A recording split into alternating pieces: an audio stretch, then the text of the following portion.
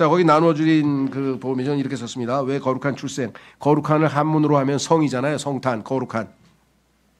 왜 성탄인가? 이런 제목이고요. 성탄절이라고들 합니다. 제 얘기를 한 이유는 뭐냐면 실제적으로 예수님이 탄생한 그 날짜는 아니라는 말씀이라는 거 말씀드렸고요. 그러나 왜 예수님의 탄생이 성탄인지는 잘 모릅니다.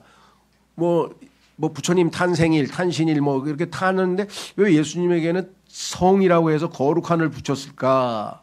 그렇죠? 뭐 그렇게들 얘기하니까 그런가 보다 생각하지만 아마 깊이 생각해 보시는 분들은 별로 없을 것 같아요.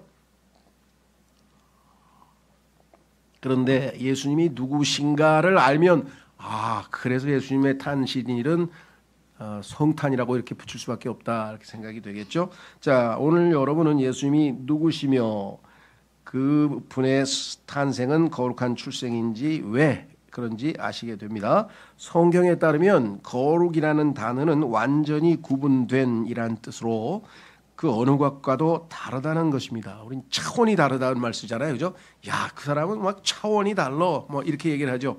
하나님께서는 이 세상에 존재하는 창조물, 하나님은 창조자, 창조하신 분이고 나머지는 다 하나님이 창조한 창조물이잖아요. 인간을 포함해서. 그러니까 창조물과 창조주의 차이를 알 때 우리는 제대로 된 경배가 나오는 것이에요. 그거를 모르면 정말 불쌍한 사람, 자기가 누군지를 모르는 거니까. 그렇죠? 예. 자, 그래서 이것 말고도 거룩함이라는 그 단어 속에는 몇 가지 더 중요한 의미도 있어요. 순결함, 순수함, 뭐 절대 오염되지 않은 뭐 많은 게 있지만 핵심한 거는 어쨌든 다르다는 거죠. 구분되어 있는. 자, 그래서 예수님은 이렇게 질문하셨어요. 너희는 내가 누구라고 말하느냐? 이때 너희가 누굴까요? 예수님의 제자들이에요. 근데 그 전에 예수님에게 제자에게 물어보기 전에 이렇게 질문했어요. 예수님이 사람들은 인자인 나를 누구라고 말하느냐? 인자라고 하는 말은 한문입니다. 인자. 근데 풀었으면 어렵지 않아요. 사람의 아들. 영어로는 the son of God. son of man. the son of man. 그러면 사람의 아들인데 이걸 한문으로 해서 예수님의 호칭이니까 저분은 인자란 분이시다. 인자. 그래서 인자 자기를 가리키는 거죠. 사람의 아들인 나를 인자인 나를 누구라고 말하느냐. 내가 누구라고 하디? 하고 제자들에게 물어봤어요. 그래도 제자들이 예수님은 뭐 침례인 요한이라고도 하고 엘리야라고도 하고 이 다 구약의 그 시대에 나오는 예언자 이름이죠. 예레미야라고도 하고 아무튼 하여간 예언자들 중에 한 사람이라고 생각하는 것 같아요. 여러분 여기 계신 분 뭐 대부분 우리 성도다 보니까 다 아시겠지만 또 혹시라도 자, 여러분은 예수님 누구라고 생각하죠? 예언자들 중에 하나라고 합니다. 그런데 예언자들 중에 하나라고 예수님을 믿는 종교가 있어요. 그게 어떤 종교일까요? 예수님을 보고 예언자들 중에 한 분이라고 생각하는 종교가 있는데 그게 이슬람교입니다. 그러니까 이슬람교는 예수님을 싫어하는 게 아니라 예언자들 중에 한 분으로 이렇게 존경하고 높여요. 그런데 창조주 하나님이 아니라 예언자들 중에 한 분 정도로 생각을 하는 거죠. 예. 자, 그뿐이 아닙니다. 이 세상 사람들 중에는 예수님 그럼 뭐예요? 기독교에 대해서 뭔가 잘 모르는 사람은 그 사람 성경에 보니까 우리 교과서에 나와요. 사회 교과서에 나와요. 거기 저 4대 성인에 보니까 뭐 공자, 석가, 소크라테스, 예수 4대 성인. 그 예수님 4대 성인 뭐 훌륭하신 분인 것 같아요. 뭐 이렇게 알고 있는 사람들도 있을 것이고요. 그분은 뭐 슈퍼스타 아닙니까? 지저스 크라이스트 슈퍼스타 봤는데 슈퍼스타 같은데요. 그런 사람도 있을 것이고. 그렇죠? 예, 뭐 어떤 사람은 뭐 인류의 스승이라는 사람도 있고 서양 저쪽에 남미 쪽에 가면은 그분은 위대한 혁명가입니다. 위대한 혁명가라고 예수님을 인정한 사람이 그 유명한 그 남미의 뭐 해방자 누굽니까? 의사 출신 해방자. 예? 이름도 잊어버렸네. 체게바라. 예. 제가 요즘에 머리가 이렇게 뇌가 점점 이상해져. 그 유명한 체게바라도 예수 그리스도를 본으로 삼아서 혁명을 일으켜가지고 중남미의 혁명의 아버지로 불리잖아요. 그렇죠? 그러니까 예수님을 모델로 삼는데 별의별 사람들이 다 있어. 그 중남미의 혁명가들은 전부 다 그리고 심지어는 나폴레옹도 예수님과 자기를 비유하면서 사람들이 나를 위대한 뭐 제왕이라고 하지만 나는 전쟁으로 칼로 이 세계를 제패했지만 예수님은 사랑으로 제패하지 않았느냐 하면서 뭐 자기가 예수님과 좀 비슷한 사람인 것처럼 예수님을 가만 놔두질 않죠. 어쨌거나 중요한 거는 예수님이 질문이 내가 누구라고 말하느냐 이 정확하게 답변을 해보라는 거죠. 오늘 그 답변을 저희가 들어야 될 것 같아요. 너희는 그리스도에 대해 어떻게 생각하느냐 이렇게 질문했어요. 그래서 이 질문에 제대로 답변을 못하고 인생을 산다면 솔로몬처럼 나중에 헛되고 모든 것이 헛되니 모든 것이 헛되도다라는 고백과 함께 아무런 의미 없는 인생이 될 것입니다. 자, 그래서 오늘 이제 예수님은 첫 번째 어떻게 출생했는지부터 한번 쭉 살펴보겠습니다. 예수님의 출생은 세상에 있는 다른 모든 인간들과는 아주 다른 차원이 다른 아주 특별한 방식으로 예수님이 태어나셨어요. 자, 마태복음 1장 21절 25절 성경을 읽습니다. 제가 읽으면 잘 보시면 확인해 보시면 될 것 같습니다. 그런즉 그녀가 한 아들을 낳으리니 너는 그분의 이름을 예수라 부를지니라. 이는 그분께서 자기 백성을 그들의 죄들에서 구원하실 것이기 때문이라. 그러니까 예수라는 이름은 여호와는 구원자라고 하는 히브리어의 의미를 헬라어에 담아서 이름 자체가 여호와는 구원자, 예수님이란 단어가. 여러분들도 우리도 한문에 보면 자기 각자 이름마다 다 의미가 있잖아요. 그죠? 네, 그런 것처럼 자, 그래서 구원자이기 때문에 구원자라는 이름을 붙여주셨다 되어 있습니다. 이제 예언자를 통하여 주에 관해 언급된 것이 성취되게 하려고 이 모든 일이 이루어졌으니 예수님이 이렇게 탄생하는 것은 오래전에 예언자를 통해서 예언이 되어 있었는데 그게 무려 750년 전인데 뭐라고 예언이 되어 있느냐. 보라 한 처녀가 아이를 잉태하여. 여기서부터 이제 뭐? 그럼 무슨 소리고 무슨 처녀가 잉태를 해? 뭐 이런 일이 있어. 한 아들을 낳으리니 그들이 그의 이름을 엠마누엘이라 부르리라 하신 것이라. 그것은 우리와 함께 계시는 하나님이라고 해석되느냐. 그러면 예수님의 이름이 엠마누엘인데 이제 구약에는 엠마누엘이라고 했고 신약에서는 임마누엘이라고 발음은 조금 달라졌지만 임마누엘이라고 하는데 그 단어는 우리와 함께 하시는 하나님, God with us. 우리와 함께 하신 하나님? 인간인데 하나님?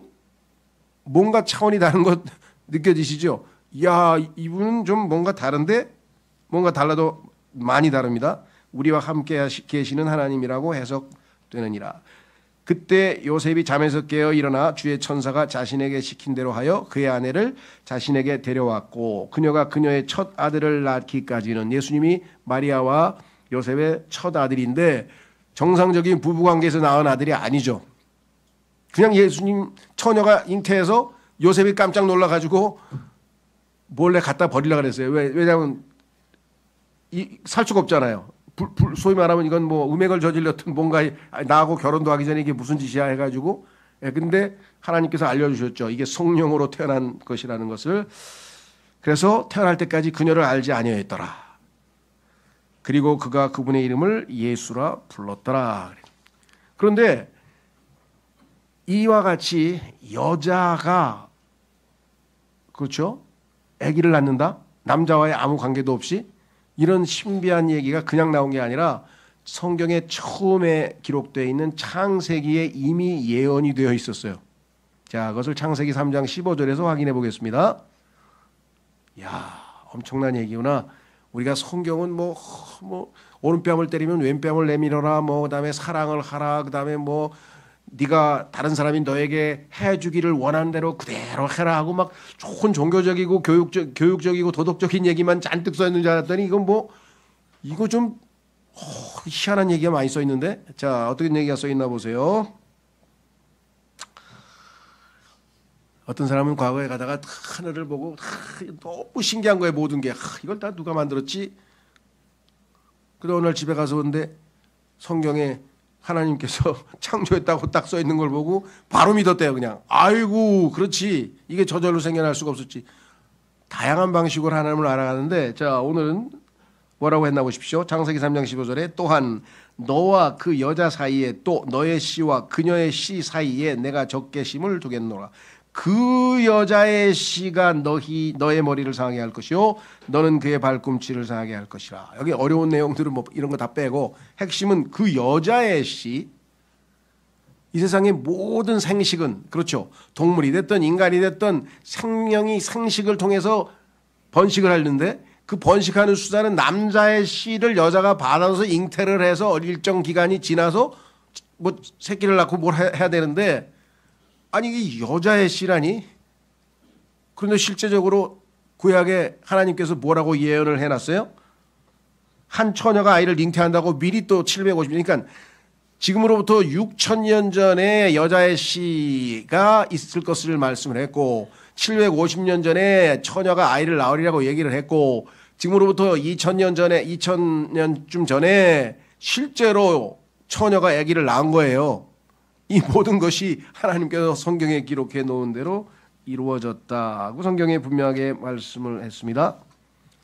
그래서 왜 이와 같은 일이 벌어졌는가? 그것은 바로 하나님께서 이 땅에 있는 모든 하나님이 지으신 인간들이 죄로 인해서 아주 비참하게 되어 있는 모습을 보고 이들을 어떻게든 하나님의 사랑으로 어떻게든지 구원을 해보시려고 죄로부터 벗어나게 해주시려고 왜? 죄의 노예가 되었죠. 죄의 노예가 되어서 살아가는 이 자들이 그 상태에서 머무는 것도 아니고 나중에는 죄의 대가는 사망이라 그러니까 죽음을 겪게 되고 그러면 죄와 죽음으로 인해서 아주 하나님이 형상대로 지어서 이 땅에서 하나님을 기쁘시게 하고 행복하게 살라고 만들어놨던 인간이 너무나 비참하게 된 모습을 보시고 하나님께서 이들을 구원하기를 원하셨는데 자 하나님의 자비로우심과 하나님의 인자하심과 하나님의 사랑은 이들을 구원해 주셔야 되는데 하나님의 의로우심과 하나님의 거룩하심과 이와 같은 속성은 이들을 벌하셔야 돼요. 그렇죠? 어마어마하게 하나님께 반역을 하고 죄를 지었잖아요. 부모가 여기 부모이신 분들은 다 그런 비슷한 딜레마를 겪으셨겠죠? 자식이어서 너무너무 사랑스럽고 얘를 어떻게든지 잘 돌봐야 되는데 계속 대들고 또 말썽 피우고 막 이 두 가지 감정이 왔다 갔다 하는 거예요. 그렇죠? 예. 그래서 대부분의 부모들은 그냥 엉해엉해 해가지고 다 벌도 안 주고 그냥 막 다 덮어주고 해가지고 애 망쳐서 감옥에 보낸 사람도 있고요. 그런 부모들 많죠. 예. 그냥 또 애를 잡아 그냥 막 매를 패가지고 막 그렇죠? 걔는 또 부모의 사랑도 하나도 못 느껴서 또 나가버린 사람들. 그러니까 어떻게 이걸 적절하게 균형을 잡느냐에 따라서 훌륭한 부모가 되는 거예요.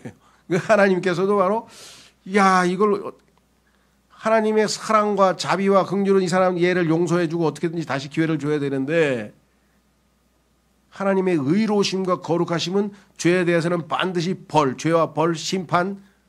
그런데 하나님은 영원하신 분이기 때문에 그냥 심판도 아니고 영원한 고통의 장소에 가야 될 운명이고 여기에 하나님의 지혜가 있습니다. 그게 바로 여자의 씨예요. 참. 그래서 하나님의 지혜는 어디서 나왔느냐? 죄인을 용서하려니 하나님의 정하신 방법은 뭐냐면 그 누군가 죄 없는 자가 죄가 하나도 없는 자가 이 사람 죄값을 제가 대신 받겠습니다. 이 사람이 죄값을 제가 대신 갚겠습니다. 그럼 이 사람이 죄값을 받아버리면 이 사람은 죄값을 더 이상 치를 이유가 없죠. 그렇죠? 그래서 용서해줘도 하나님은 의로우신 분이야. 불의하신 분이 아니야. 다 근거가 확실하게 법적으로 합법적으로 용서를 해주시고 구원을 시켜줄 수 있어요. 그래서 하나님께서 성경에 보니까 하늘에서 이렇게 내려봤는데 성경에 뭐라고 써 있습니까? 여기는 적질 않았는데 제가 말씀드릴게요. 의인은 없나니 단 한 사람도 없으며 하나님을 찾는 자도 없고 단 한 사람도 없으며 이 땅에 죄인들을 대신해서 죽어줄 한 사람을 찾는데 단 한 명도 없대요. 하나님 보시기에 다 똑같은 죄인이니까 다 자기 죄값으로 다 사망을 받고 다 심판받고 다 영원한 불못으로 가야 돼. 그 하나님께서는 어떻게 이걸 해결해야 돼요? 그래서 한 사람을 찾아내야 되는데 없어요. 그래서 이건 이제 제가 조금 각색을 한 겁니다. 하나님께서 고민을 하고 있는데 옆에 있던 아들이 무슨 고민이십니까 아버지? 이 죄인들을 살려야 되는데 의인이 하나도 없네. 그럼 제가 이 땅에 인간으로 내려가서 아버지 앞에 33년 반 동안, 아버지가 시험 기간이 얼마인지 모르겠는데 아버지 앞에서 의로서 죄 하나도 안 짓고 의인으로서 완벽하게 살면 아버지께서 나를 이들의 죄값으로 받아주시겠습니까? 그것이 내가 구상하고 있는 거야. 근데 내가 너를 어떻게 보내냐. 너를 사랑하는데, 아들을 사랑하는데 어떻게 보내냐. 어떻게. 그렇죠? 그래서 예수님이 쉽게 생각한 거 아닙니다. 예. 근데 예수님께서 아버지의 뜻이 이루어지기를 원합니다. 제가 대신 이 땅에 가겠습니다. 성경에 보니까 예수님께서 성경에 보니까 아들 하나님이신데 예수님의 위치가 하나님이신데 인간의 육신을 입고 나타나셨다. 이게 성경에서 말하는 성탄의 의미예요. 자, 성경에 써 있습니다. 히브리서 10장 5절, 히브리서 10장 5절 7절 두 구절 보겠습니다. 이런 이유로 그분께서 세상에 오실 때 친히 이같이 말씀하시니라. 예수님이 이 세상에 이제 오시는 거예요. 인간이 되시기 위해서. 그런데 어떤 방식으로 됐냐? 희생 제물과 제물은 당신께서 바라지 아니하시나. 인간들은 하나님 앞에서 어떻게 죄 지은 거를 좀 용서받고 해보려고 그냥 뭐 짐승을 갖다 바치고 제물을 바치고 뭐 그냥 빌고 아니면 저 인당수에다 뭘 부리든지 아니면 잉카 제국의 사람들처럼 뭘 별의별 제사를 날 지내고 하여간 신의 노염을 풀어보기 위해서 하는데 그거 갖고 하나님의 노염이 풀어지진 않죠. 죄 없는 누군가가 죄 있는 자를 대신해서 합법적이고 정당한 방법으로만 하나님의 의가 충족이 되기 때문에 그래서 여기 보시면 뭐예요? 예수님께서 내려오실 때 뭐가 필요해요? 성경에 보면 예수님은 셋째 하늘에 계시고 영이신데 몸이 있어. 이 땅에 인간이 되려면 몸이 있어야 될 거 아니에요. 그래서 아버지께서 몸을 하나 예비해 놓으셨다. 여기 써 있죠. 여기 써 있습니다. 어디 갔어요? 희생 제물과 제물은 당신께서 바라지 아니하시나 당신께서 저에게 한 몸을 예비해 두셨나이다. 어디다 예비해 두셨어요? 유대인 처녀 마리아의 자궁 안에다가 유대인 처녀 마리아의 자궁 안에다가 예수님이 사용하실 몸을 딱 예비해 놓으셨어요. 자, 그래서 7절에 보면 예수님이 이제 오셨어요. 근데 그 오신 목적이 써 있어요. 7절. 그때 제가 말씀드리기를 보소서 저에 관한 것이 그 책의 두루마리 안에 기록되어 있으니 나에 대한 얘기가 구약 성경에 그 두루마리로 다 써놓은 가죽에다 써놓은 하나님 말씀에 다 기록되어 있지 않습니까? 내가 어떤 일을 할 것인지 한마디로 요약하면 오 하나님이여 저는 당신의 뜻을 행하려고 오나이다. 당신의 뜻이 뭐예요? 저 죄인들을 용서해서 다시 하나님의 아들로 만드는 거예요. 하나님의 형상을 되찾아주는 거예요. 하나님과 다시 사귐을 갖도록 하는 거예요. 더럽고 추하고 악하고 하나님하고 상종도 못할 종자가 됐는데 그거를 뭐 기소서인가 거기서는 악의 종자라 그러는데 악의 씨라 그런다면서요. 그러니까 악의 종자든 악의 씨든 간에 그러한 자들을 다시 거룩하게 만들어서 하나님과 아버지와 아들과의 관계로 회복시키려고 하는데 그렇죠? 그 뜻을 행하기 위해서 예수님이 이들을 용서해서 깨끗하고 거룩하게 만들기 위해서 이제 인간의 몸으로 오시는 거예요. 그걸 알고 기쁘다 구주 오셨네. 그 노래를 부르면 이해가 돼. 근데 뭔 뜻인지는 모르고 불러. 왜? 그냥 노래가 신나니까 기쁘다 구주 오셨네. 그런데 왜 기쁜 거예요? 그걸 알아야 될 거 아니에요. 아, 하나님의 이러한 심오한 뜻이 여기 숨겨져 있었구나. 그렇죠? 자, 그런데 구체적으로 방법이 써 있어요. 뭐라고 써 있느냐? 디모데전서 3장 16절. 또한 경건의 신비는 논란의 여지 없이 위대하도다. 이건 너무 신비하다. 이거. 근데 너무나 위대해. 이보다 더 신비로운 게 이보다 더 위대한 신비가 없어. 뭐라고 돼 있어요?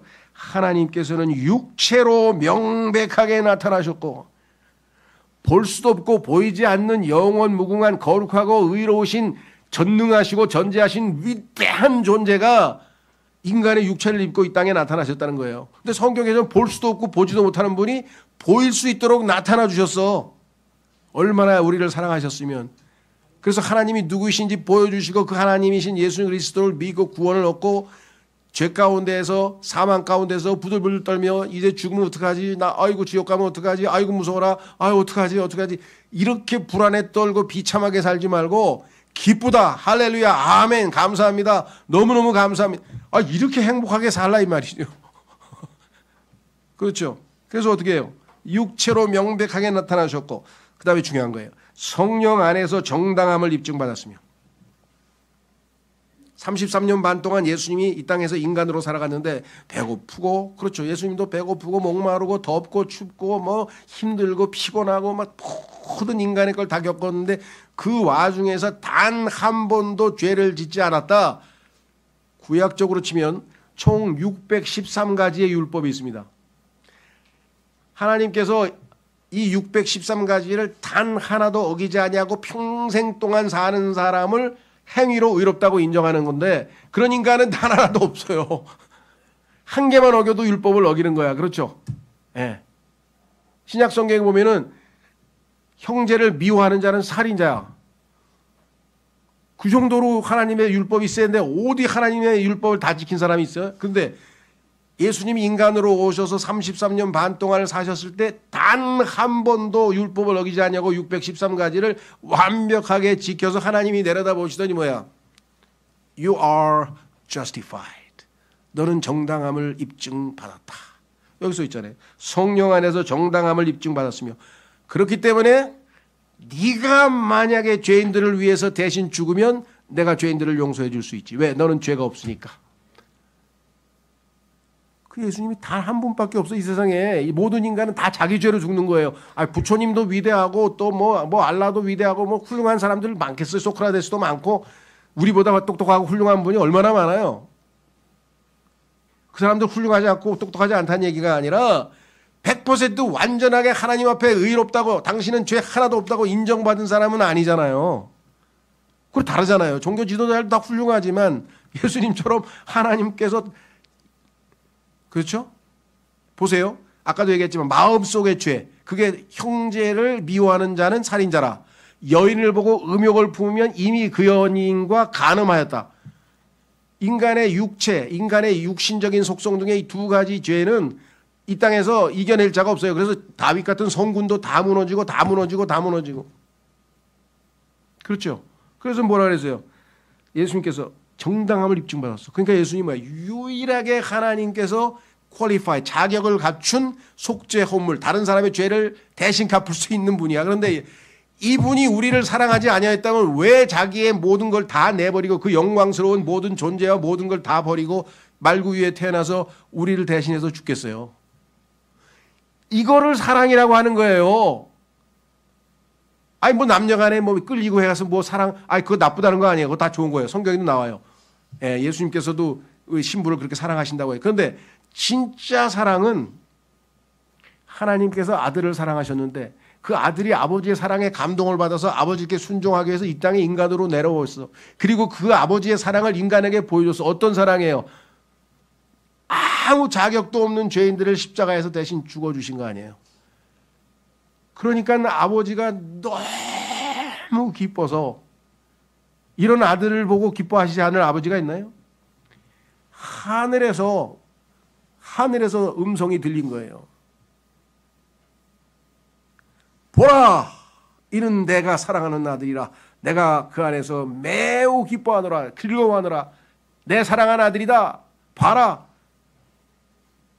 그 예수님을 가리켰어요. 하늘에서 하나님께서 그렇게 자신의 아들을 사랑하신다고 외치셨죠. 그렇죠? 자, 그래서 이분이 이제 나중에 이방인들에게 선포되셨어요. 천사들에게 보여서 천사들이 보고 그냥 할렐루야. 우리는 뭐 천사들이 하는 소리를 못 들었겠지만 천사들이 아버지와 아들이 순결한 사랑으로 주고받는 이 아름다운 광경을 보고 막 할렐루야를 얼마나 불렀겠어요. 그 다음에 그 예수님을 믿으라고 사도 바울을 포함해서 12제자들이 곳곳에 다니면서 선포를 했고 이방인들에게 선포됐어요. 유대인 하나님을 모르는 이교도들 이방인들에게 선포됐어요. 그래서 세상 속에서 믿어지셨고 그 이후에 예수님을 믿은 사람이 뭐 얼마나 많겠습니까? 복음이 전파된 이후로. 그렇죠. 그 다음에 예수님은 하나님께서 얼마나 감동을 받으셨는지 영광 속으로 들리어 영접을 받으셨도다. 예수님께서 이 땅에 죽으러 오셨는데 그 결과 뭐예요? 스스로 자신의 생명을 내어버린 그분을 하나님께서 살리신 것이죠. 자, 그래서 그 다음 성경 구절을 보시면 히브리서 2장 14, 15절에 그런즉 자녀들이 살과 피에 참여하는 자들인 거로, 인간이 살과 피를 지니고 있으니까 예수님도 살과 피를 지녀야 그 똑같은 인간이 되셔서 그들을 위해서 죽으실 수가 있죠. 똑같은. 그렇죠? 예. 내가 남의 소를 죽였다. 그러면 소로 갚아줘야 되죠. 남의 돼지를 훔쳤다. 그러면 돼지로 갚아줘야 되죠. 그러면 인간을 용서하려면 뭐야? 인간이 죗값으로 드려져야 되겠죠. 그래서 여기 나와 있어요. 살과 피에 참여하는 자들인 거로 그분께서도 친히 이와 같이 동일한 속성, 살과 피를 지닌 속성을 취하셨느니라. 이는 그분께서, 자, 이게 하나님의 계획이에요. 죽음을 통하여 죽음의 권능을 가진 자 곧 마귀를 멸하려 하심이요.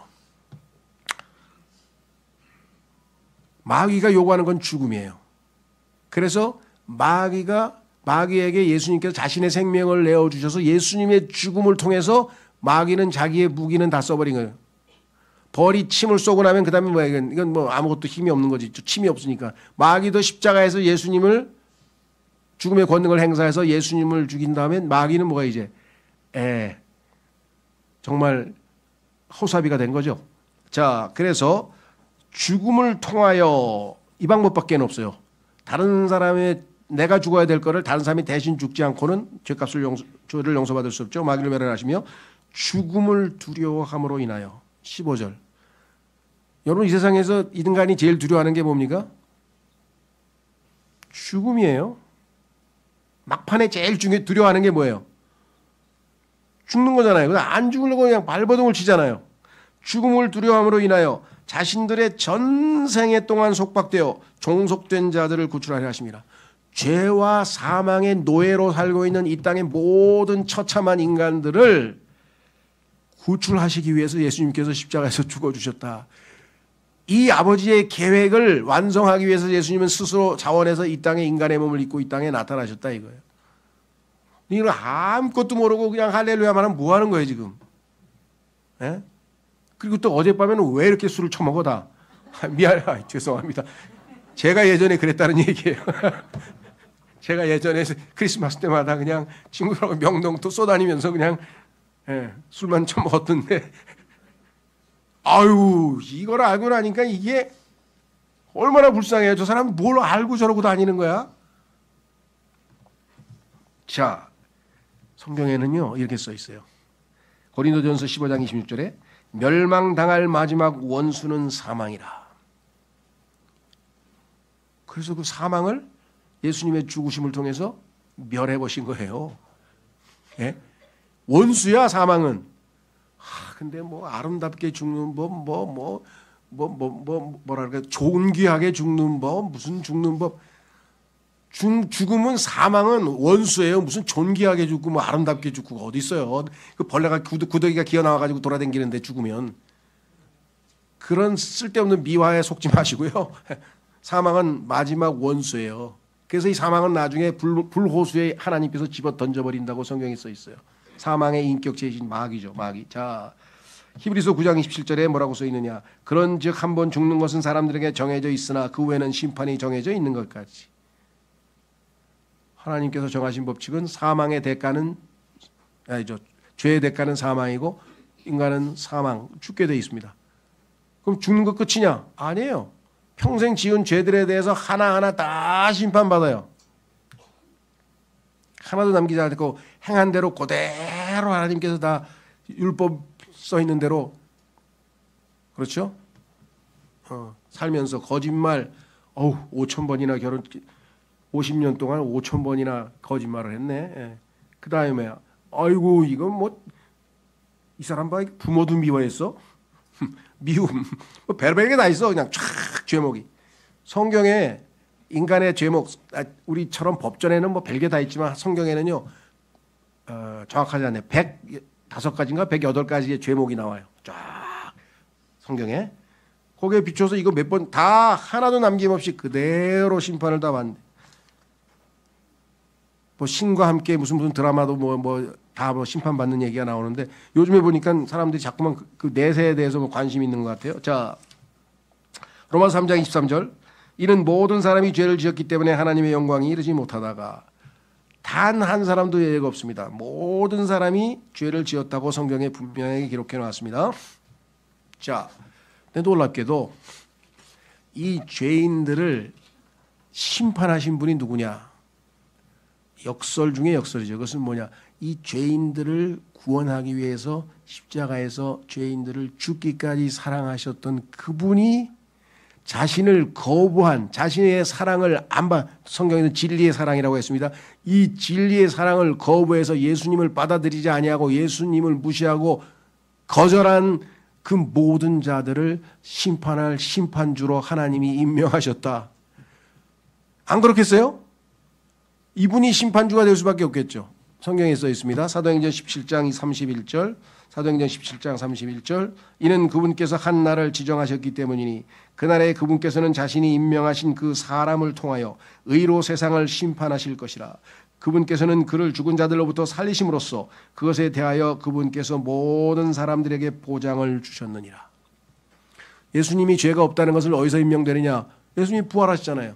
남의 죄값을 다 십자가에서 치르셔서 지옥에 가셔서 그 죄들을 짊어지고, 몸에 예수님의 육체의 모든 죄들을 짊어지고 땅에 더 낮은 아랫부분 지옥에 가셔서 그 죄들을 다 거기다 내려놓고 예수님께서 부활하셨다. 그렇죠? 하나님께서 예수님을 죄 없음을 아시고 부활해서 살리셔서 그가 죄인들을 위해서 십자가에서 죽고 죄인들에 대한, 그래서 그 예수님의 십자가의 사랑을, 진리의 사랑을 거부한 자들을 심판할 권리는 예수님께 하나님께서 주셨다라고 성경에 분명히 써 있네요.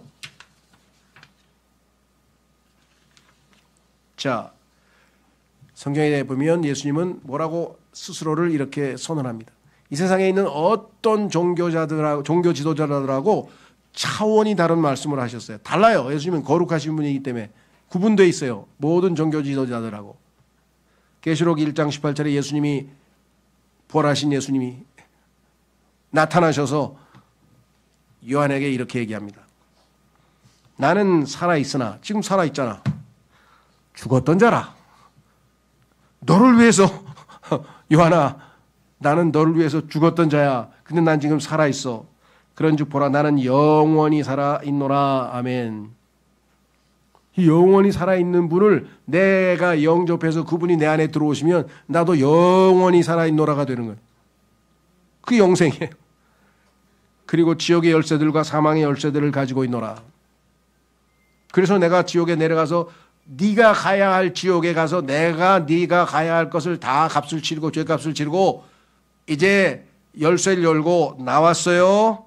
사망의 열쇠도 열었어요. 예수님은 지옥으로부터 나오시고 사망의 권세로부터 벗어나셔서 다시 올라오셨어요. 제자들에게 다시 나타나셨어요. 예. 근데 거기에 가 있는 사람들은 열쇠가 없는데 어떻게 나와요? 예수님만 열쇠를 가지고 있는데 어떻게 나오냐고. 아무도 못 나와요. 자, 왜 예수님께서는 이렇게까지 우리를 위해서 자신이 스스로 죄가 되셨는가? 성경에 써 있습니다.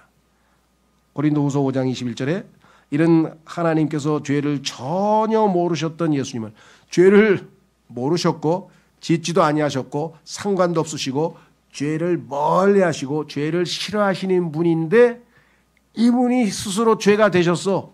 우리의 모든 죄인들의 죄를 다 혼자 뒤집어 쓰시고 하나님 앞에 죄로 나타나셨어. 여기 써 있죠.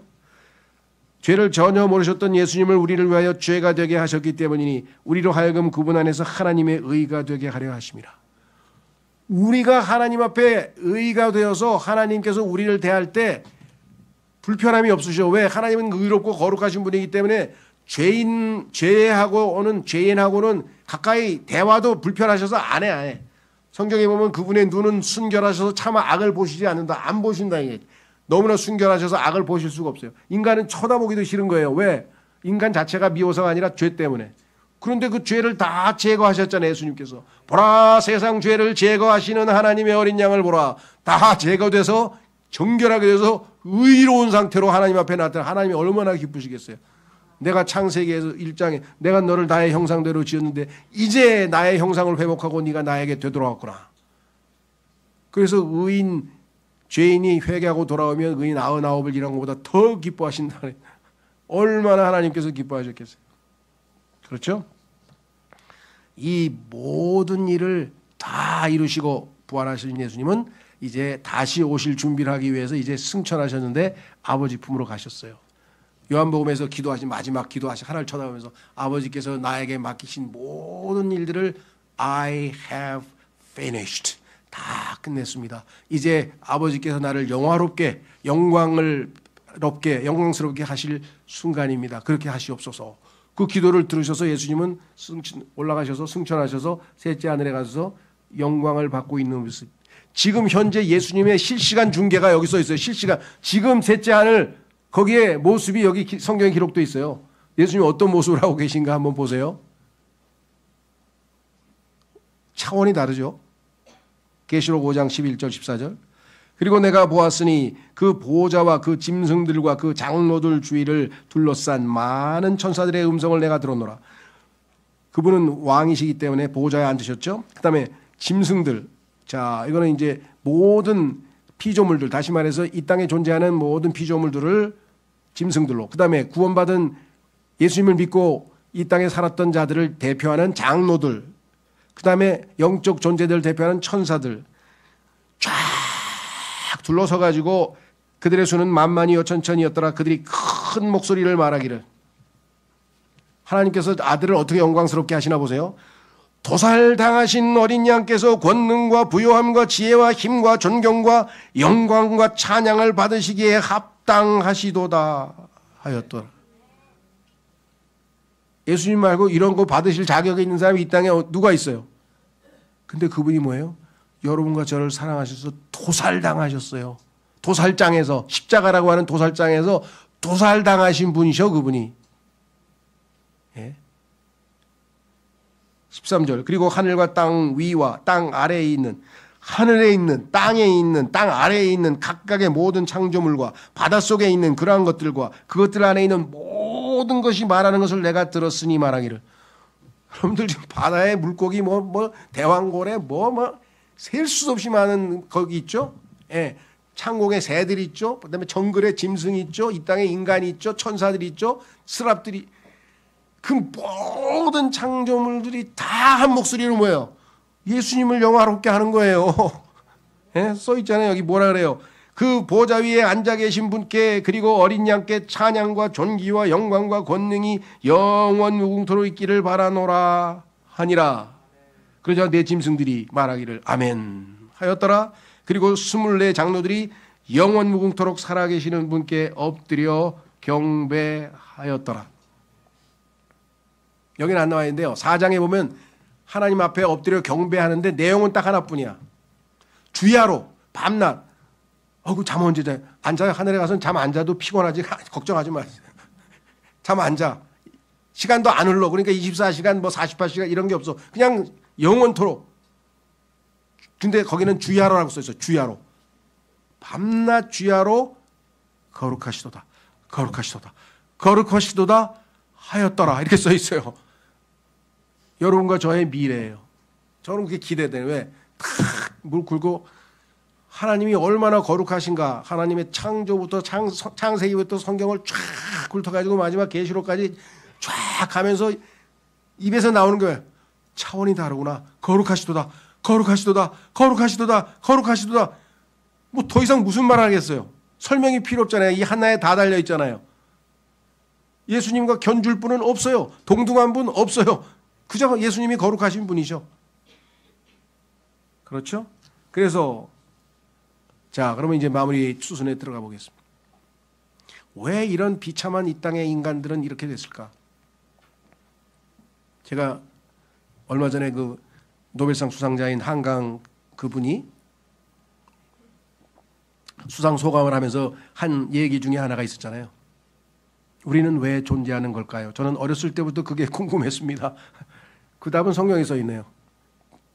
그거를 어떤 인간이 답을 할 수가 있겠습니까? 우리는 왜 존재하는 것일까요? 그 어떤 인간도 답 못해요. 인간을 존재하게 하신 분이 답을 해줘야지. 안 그래요? 어머니도 몰라. 어머니 왜 나를 낳으셨나요? 네 아버지가 저지른 짓을 내가 보고 어떡하란 말이냐? 아, 좋아서 뭐 목적을 가지고 내 얘를 어떻게 뭐 그거 없어요. 그냥 자연스럽게 나온 거야. 자, 여기 뭐라고 써 있습니까? 계시록 4장 11절에 오 주여 당신께서는 영광과 존귀와 권능을 받기에 합당하시나이다. 왜? 이는 당신께서 모든 것들을 창조하셨기 때문에. 당신은 창조자, 나는 창조물. 당신의 기쁨을 위하여 그것들이 존재하고 존재하는 모든 것들은 당신의 기쁨을 위하여 또 창조되었기 때문이니이다. 한강씨 다음 소설 쓰기 전에 이거부터 좀 믿고 썼으면 좋겠어요. 그 하나님이 주신 글 쓰는 기프트, 은사를 좀 다른 방식으로 좀 활용하셨으면 어떨까 싶습니다.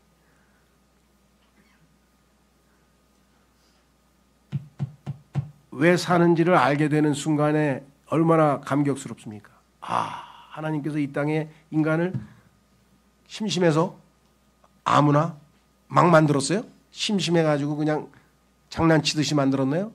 아니에요. 그렇죠? 하나님께서는 심오한 목적을 가지고 있는데 그게 뭐냐? 아버지와 아들과 성령 세 분께서 창세 전에 창세기 1장 1절에 전에 이미 기쁘고 이미 즐겁고 이미 행복하고 부족한 게 아무것도 없어. 필요도 아무것도 없어. 그런데 아버지의 뭐 욕심이랄까? 마음에는 아들에게 아내를 얻어주고 싶어.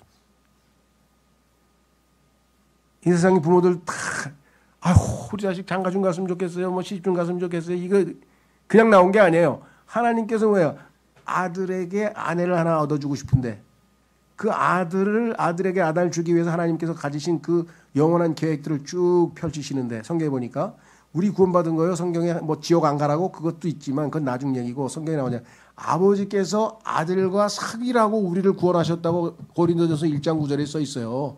그러니까 예수님하고 지금 안 사귀고 예수님 그냥 제 그 안방에 그냥 조용히 계시고요. 저는 제 인생을 살겠습니다. 그런 분 여기 계시면 그건 완전히 잘못 사시는 거예요. 왜? 예수님하고 사귀라고 지금 만나라고 했는데 소개팅 가가지고 그냥 인사 한번 하고 그래. 아이 뭐 그 다음에 자기 혼자 지멋대로 살면 아버지가 얼마나 섭섭하시겠어요. 내 아들하고 사귀라고 구원시켜놨더니 뭔 짓 하고 있는 거예요. 자, 그래서 이제 인간은 하나님의 기쁨을 위해서 창조됐는데 죄를 짓고 하나님을 슬프게 만드는 존재가 됐어요. 이 하나님께서 다시 인간을 하나님을 기쁘시게 할 수 있는 존재로 만드실 수 있는 계획이 있었는데 그것이 바로 여자의 씨로 이 땅에 예수님을 보내서 아들이 이 죄인들이 다시 회개하고 아버지 품으로 돌아와서 깨끗하게 정결케 돼서 다시 하나님을 기쁘시게 할 수 있는 존재가 된 것이에요. 어떻게? 간단해요. 믿음으로 하나님을 신뢰하는 거예요. 하나님을 신뢰치 않았기 때문에 창세기에서 죄를 졌죠. 하나님을 믿고 신뢰하는 거예요. 자 보세요. 히브리서 11장 6절 반면에 믿음 없이는 하나님을 기쁘게 해드리는 것이 불가능하니라. 이는 하나님께로 오는 자는 그분께서 존재하신다는 것과 그분께서 자신을 부지런히 찾는 자들에게 보상하시는 분심을 반드시 믿어야 하기 때문이라. 내 아들을 내가 너를 사랑해서 보냈는데 내 아들을 믿겠느냐?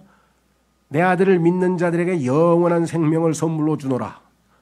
내가 그들을 아들로 받아들이겠노라. 나와 영원히 함께 하겠노라.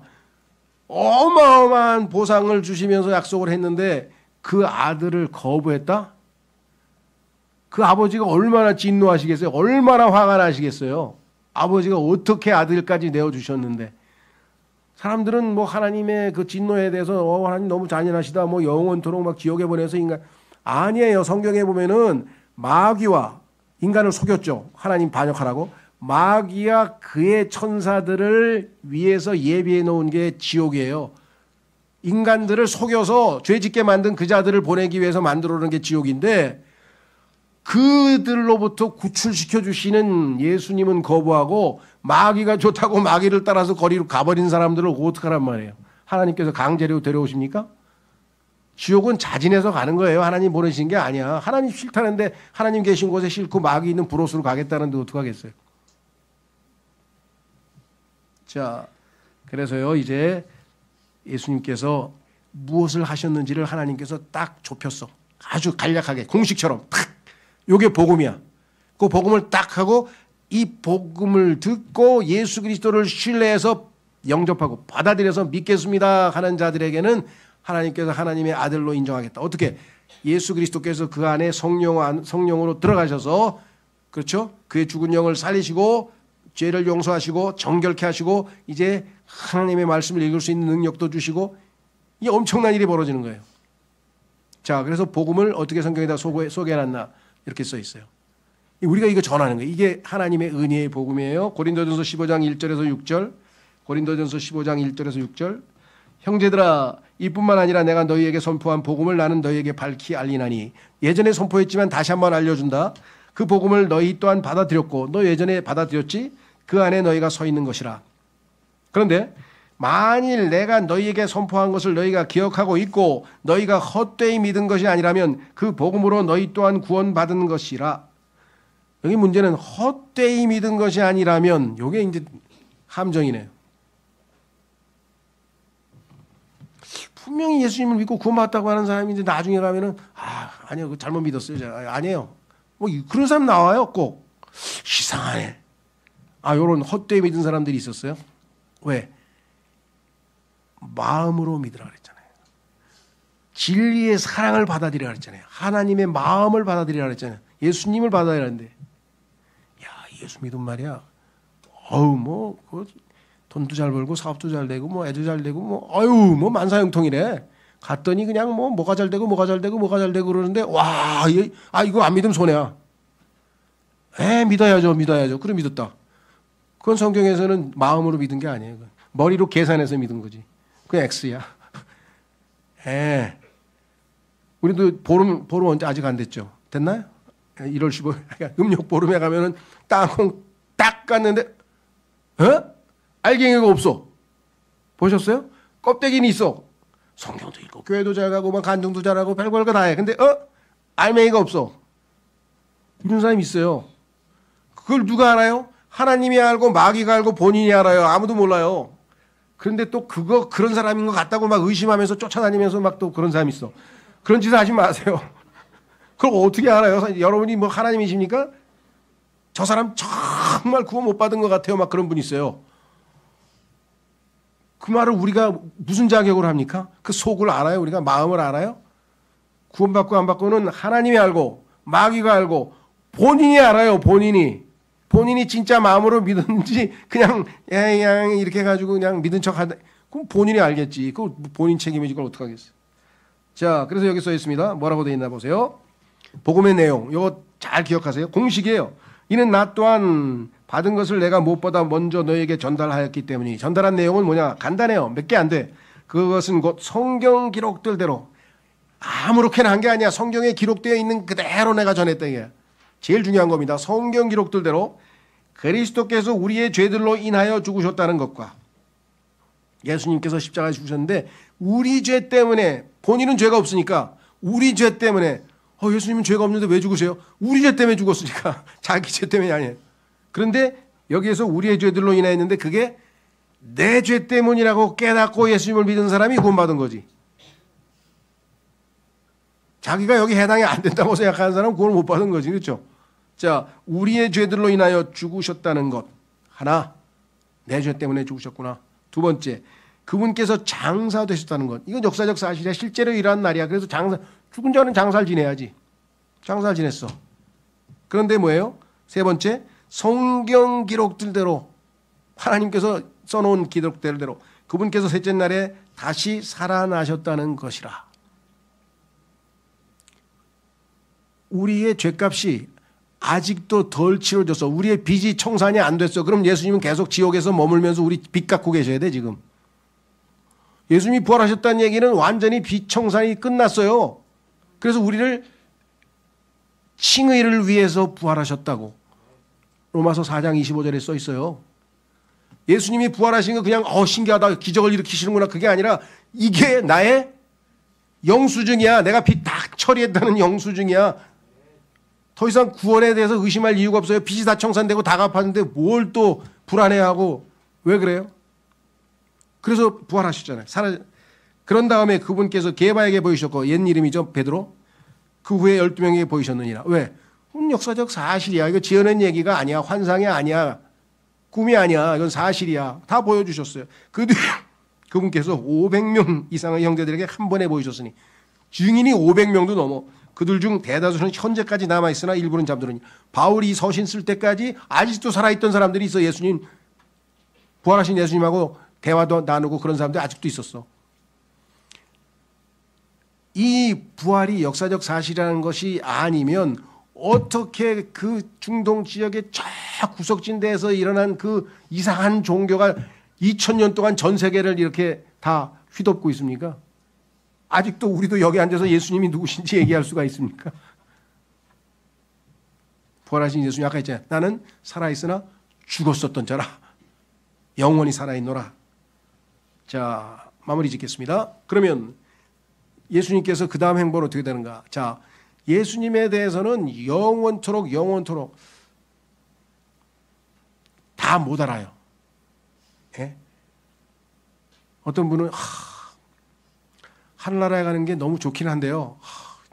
지루할 것 같아요. 왜 그러니까 거기 가서 거룩하시도다 밤낮 기도만 하면 안 되는데 그 거룩하시도가 그 한마디 하는 순간에 하나님의 어떠하심을 알고 환희에 차서 그냥 막 그 저기 어디에요? 저 무슨 BTS니 뭐니 공연장에 가서 막 얼마나 기쁘면 그러겠어요. 우리 예수님 때문에 그렇게 기뻐가지고 거룩하시도다 영원토록 해도 안 끝난다니까. 예? 환희 하나님 특성이 뭐예요?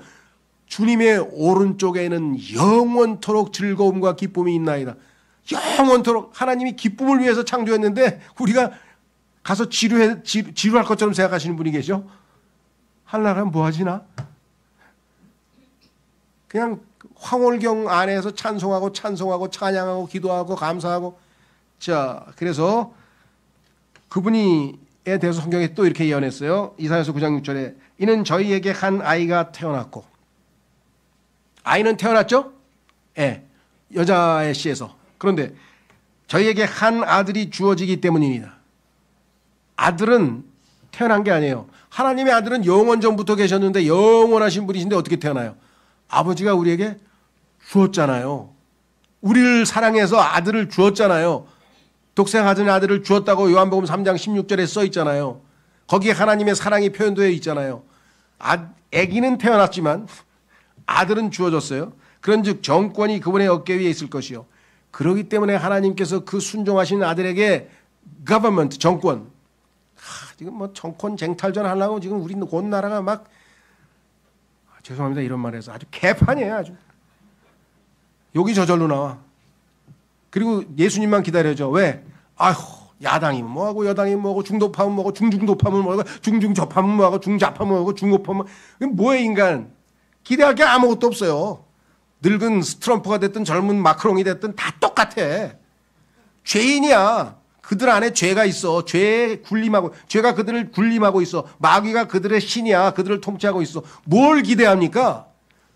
누구를 뭐하고 막 정치판에 끼어든 그리스도인들은 나 이해가 안 가. 기도하라 그랬어요. 그 사람들이 누가 통치자가 됐던 간에 그 사람들이 제대로 하나님을 두려워하는 가운데 올바르게 나라를 다스려서 사회가 안정이 돼야 그리스도인이 정상적으로 신앙생활하면서 하나님께 영광 돌리고 복음을 전할 수 있다고. 그걸 위해서 기도해야지 누구를 편을 든다는 게 말이 안 돼요.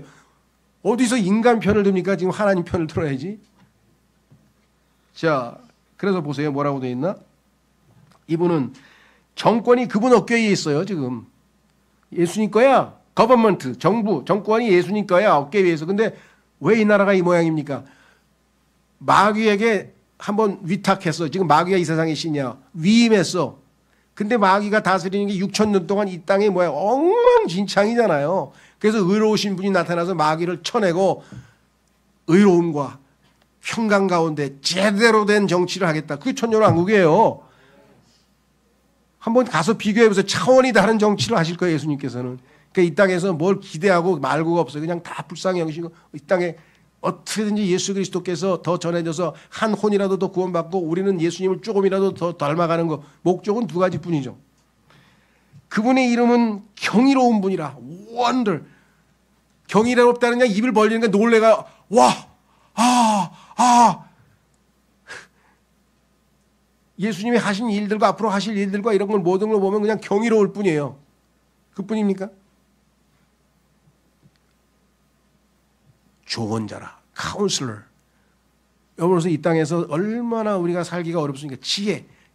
모든 걸 주님께서 계획하에 주님에 의해서 조언을 받으면 그것이 이 땅에 살아가는 가장 합당한 방법이에요. 조언자라, 막강하신 mighty God, 막강하신 하나님이라. 그뿐입니까? 영원하신 아버지라. 화평의 통치하라 불리리이다. 이 다 예수님의 이름들 중에 몇 개 안 되는 건데 마지막에 이렇게 영광스러운 모습으로 드러나실 것이에요. 그러니 여러분과 제가 해야 될 마땅한 것 딱 하나 읽고 마치겠습니다. 계시록 22장 20절. 이런 일들을 증언하신 이가 말씀하시기를 내가 반드시 속히 오리라 하시니라. 아멘. 실로 그러하옵니다. 주 예수여 오시옵소서. 이 땅을 화평의 통치자로 주님께서 다스리시옵소서. 그렇죠? 이 땅에 성탄을 맞이해서 뭐 별별 행사가 다 있고 훌륭한 일도 많지만 제일 중요한 것은 누구예요? 왜 예수님이 탄생은 거룩한 탄생인가? 왜 예수님은 인간으로 오셨는가? 그분은 누구신가? 그분은 앞으로 무엇을 하실 것인가? 너희는 나에 대해서 어떻게 생각하느냐? 내가 네 자손이냐? 너희는 내가 누구라고 하느냐?